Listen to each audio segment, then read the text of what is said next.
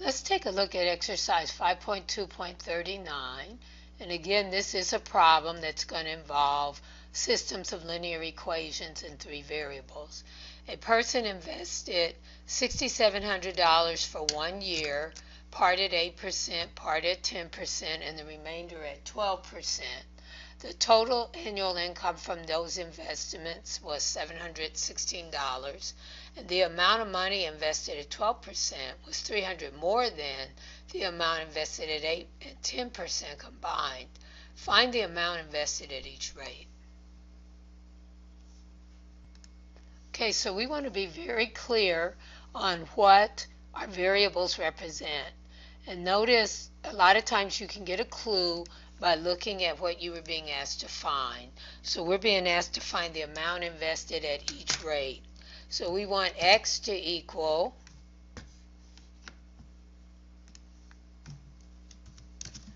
the amount invested at 8%. We want y to equal the amount invested at 10%. And z to equal the amount invested at 12%.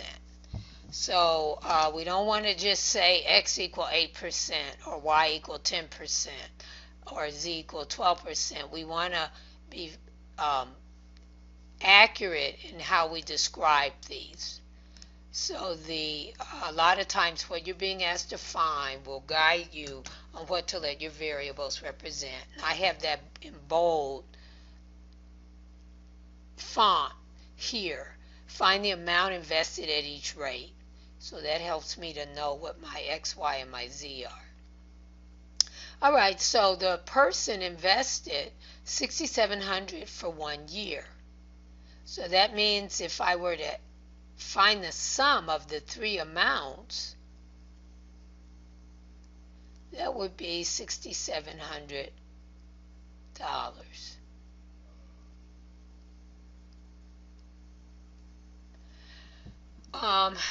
Then I'm told that the three rates were 8, 10, and 12%, and that the total annual income from these investments was $716.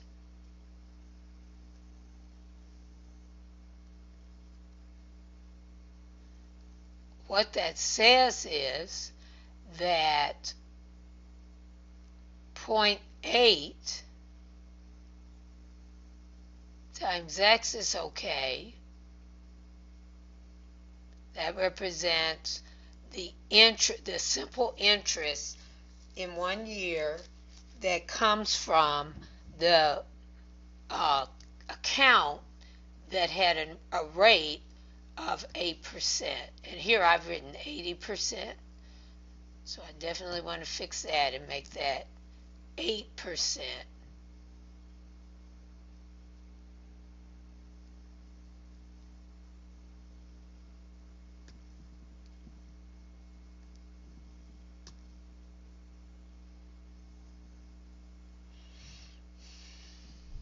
All right.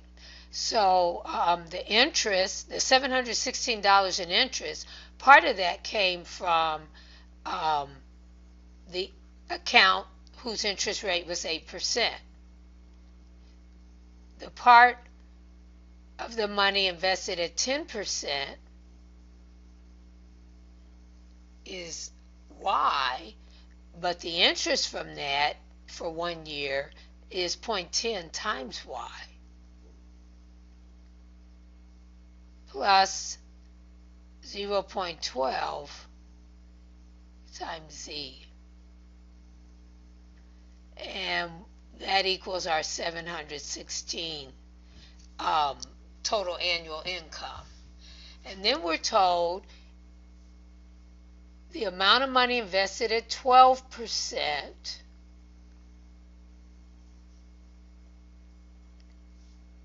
I'm going to move this down just a little bit.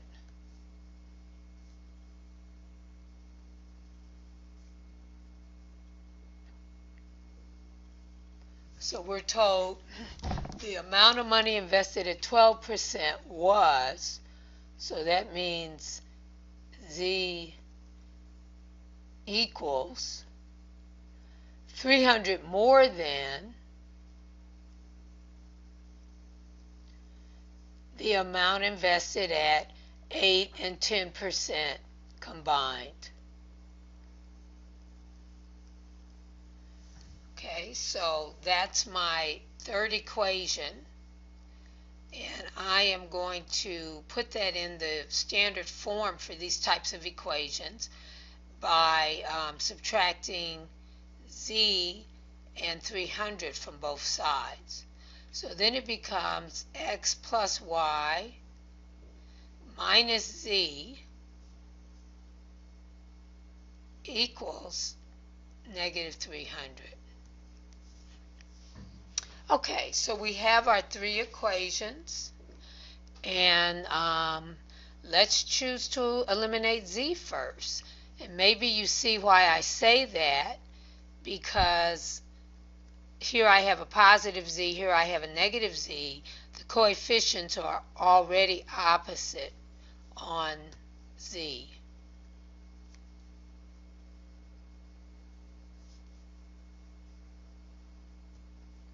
So I'm going to eliminate z first.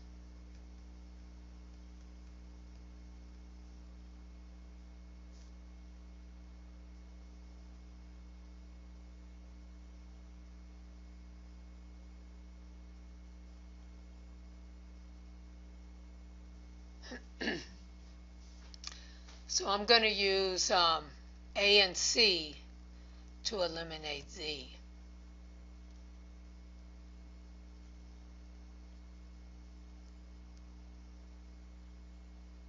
I'm sorry, A and B. No, A and C. I'm sorry, I'm looking at it wrong. A and C to eliminate z. So x plus y plus z is 6,700.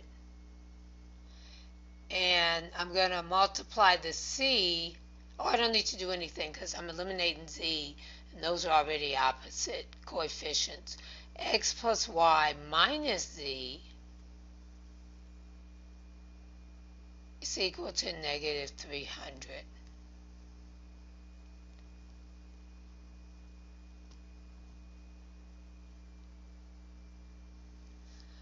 Okay, so when I add x and x, I get 2x. Y plus y is 2y. Z plus a negative z gives 0.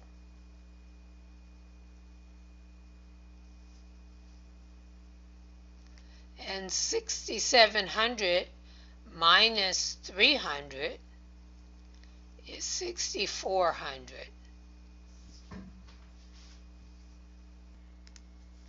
Now, what we want to do is we want to eliminate z again, and we've got to involve equation B this time in our work. So I'm going to eliminate z again.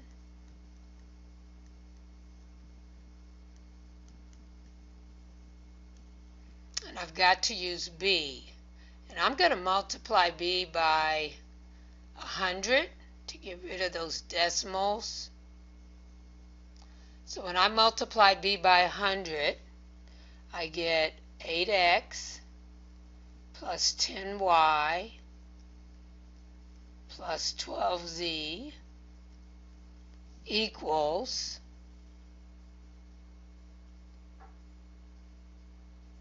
71600.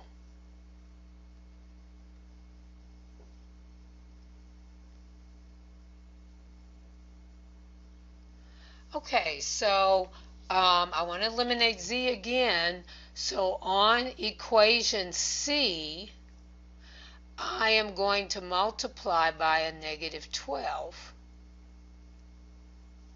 So I have negative 12x minus 12y. So I just need to multiply by a positive 12. So positive 12x plus 12y minus 12z is equal negative $3,600.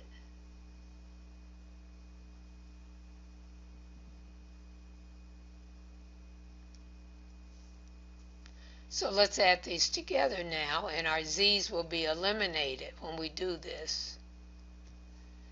8x plus 12x is 20x. 10y plus 12y is 22y. And 71,600 minus 3,600 gives me 6,800. 68,000. And I'm going to label this equation as equation D. Okay, and I'm going to call this equation E. And notice that if I multiply E by -10, I'll eliminate x. So that's exactly what I'm going to do. I'm going to eliminate x. And I'm going to use -10 times equation E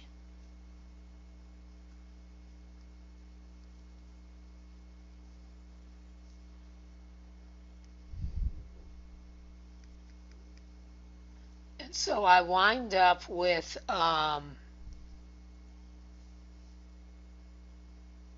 -20x minus 20y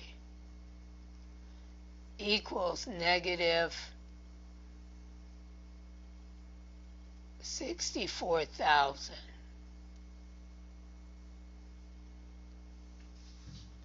And then D simply going to be added to this is 20x plus 22y equals 68,000. And so when I add the two equations together, the x's are eliminated, and I'm left with 2y equals 2. Oops, and I left the 0 off here. That's 68,000. So equals 4,000. So y is 2,000. So I invested $2,000 then at 10%. Okay, so we know that y is 2,000. So we can now solve for x. Let's use equation E.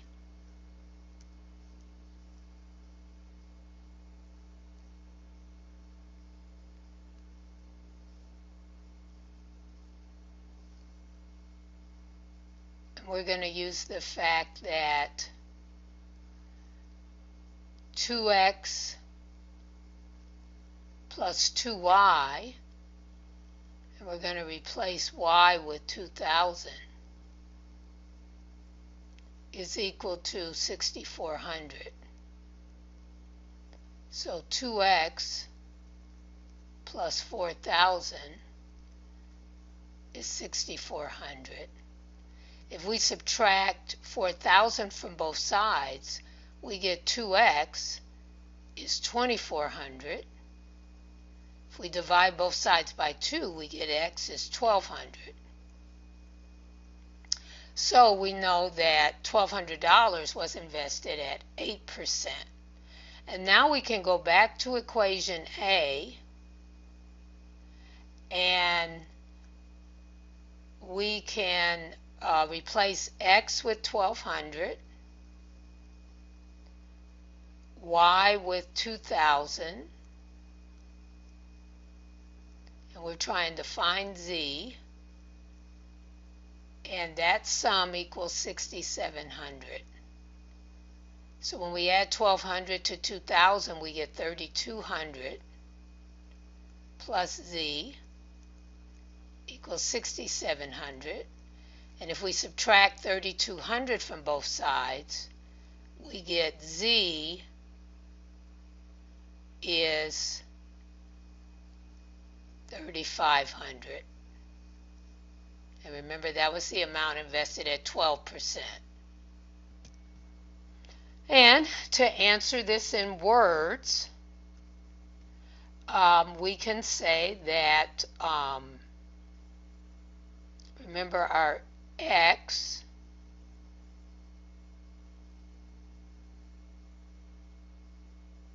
right here was 1200. So $1,200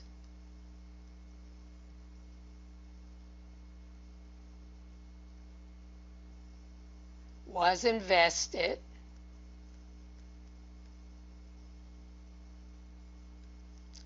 at 8%,